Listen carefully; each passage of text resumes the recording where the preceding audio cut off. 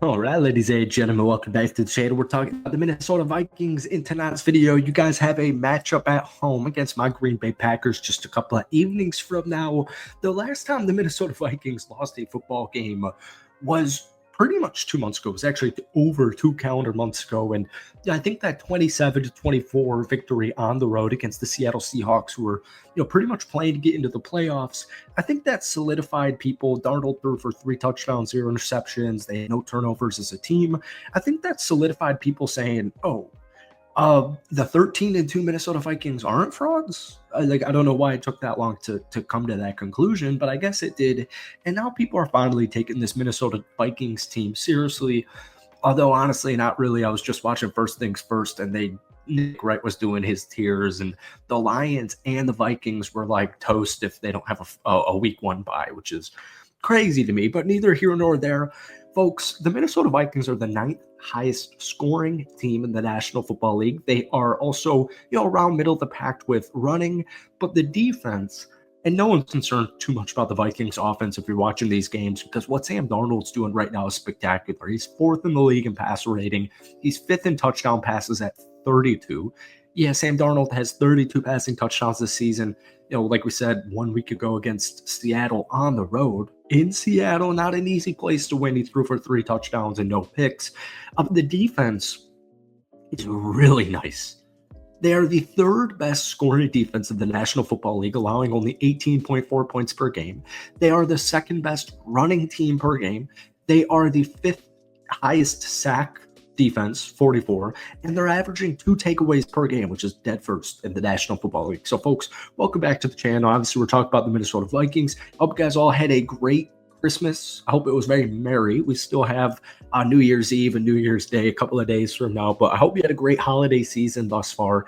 And before we get into it, hit that like button, hit that sub button for daily NFL content. If we try and get this video to 250 likes, folks, that would mean the absolute world to me. But these defense statistics are insane. And we're going to talk about the defense in 1 second here, because the biggest complaint people have with the Minnesota Vikings is they give up big time plays. And I understand it.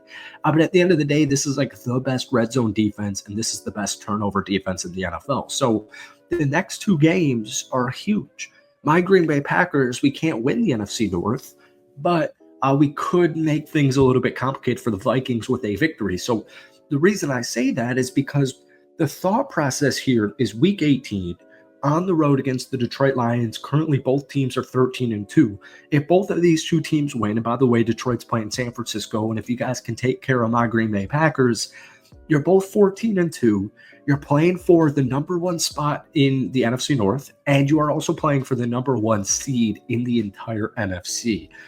It's hard to argue. Even as a Packers fan, Philly doesn't scare me like they do the whole NFL media world, but it's hard to imagine whether it's Detroit or Minnesota being the number 1 seed.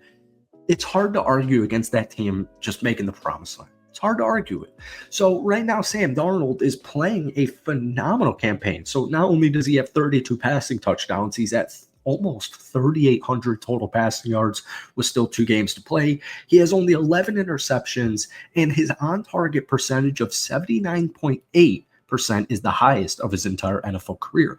The Vikings offense also currently ranks 6th in explosive play rate, and there was that brief period around where the 2 losses occurred in 4 days where people were freaking out about Sam Darnold.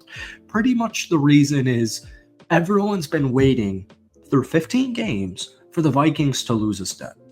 And when they lost those 2 games, one of them was against Detroit, the other one was on a short week on the road going west against the Rams. People love to ridicule it, right? They love to finally get their flowers. Hey, I told you they were frauds. I told you they sucked.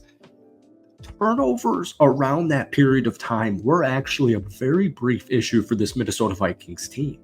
But they have only turned the ball over, folks, 3 times since week 10. 2 of those were Aaron Jones fumbles. The other was a 4th down, just kind of throwing it up there, almost like a punt for Sam Darnold.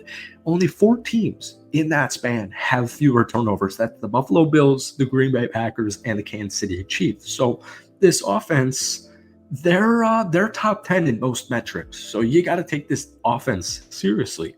Now, defensively is really really been fascinating. Blake Cashman's been a stud. Byron Murphy doing his thing. Josh Metellus breaking out. Cam Bynum doing his thing. Van Ginkel, another 2 sacks this past Sunday. He's been a phenomenal acquisition. They've just had Grenard. They've had phenomenal move after phenomenal move defensively in the last year plus.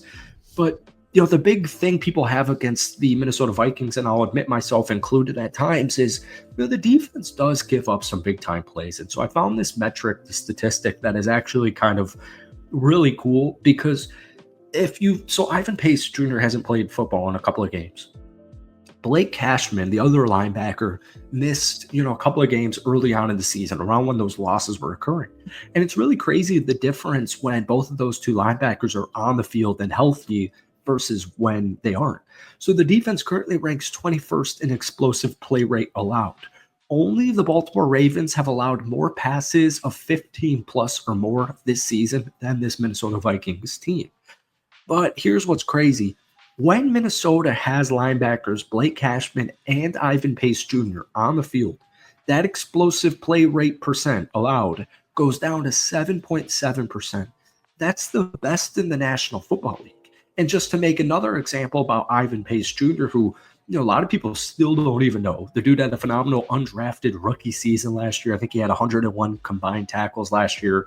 Took a while even for him to get some consistent, reliable playing time. When Ivan Pace Jr. does not play, when he does play, the Vikings are number 1 against the run, and it's not even close. Now, when he's not playing, Minnesota's run defense ranks among the worst in the league.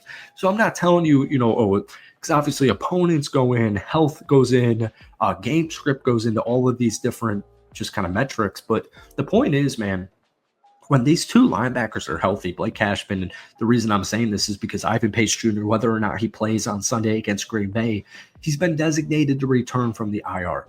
These are two of the best linebacker duos in the National Football League.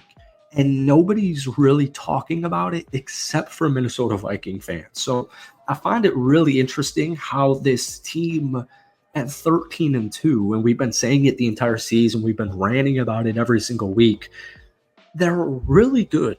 And you look back at that win against the Seahawks, you go up against the Falcons, the week before that against the Arizona Cardinals coming from behind. This team is extremely battle-tested, and we all know that stat with Kevin O'Connell. The dude's lost like 2 games when the Vikings win the turnover margin. And currently they are playing relatively turnover-free football, which should be terrifying. But we are going to learn a lot more about the resiliency, the talent, just how far can this team truly go in the next 2 weeks. So, folks, that's it for today. Hit that like button, hit that sub button for daily NFL content. We'll see you Sunday. And yeah, man, it's going to be a great game. Even as a Packers fan, I'm a little bit worried about it, but I already know we're not winning the division, and I'm making the wild card anyways. So I'm just going to enjoy this game. But guys, give me a score prediction for Sunday down below. Thank you for watching. Hit that like button, hit that sub button. We'll see you in a couple of days. Peace.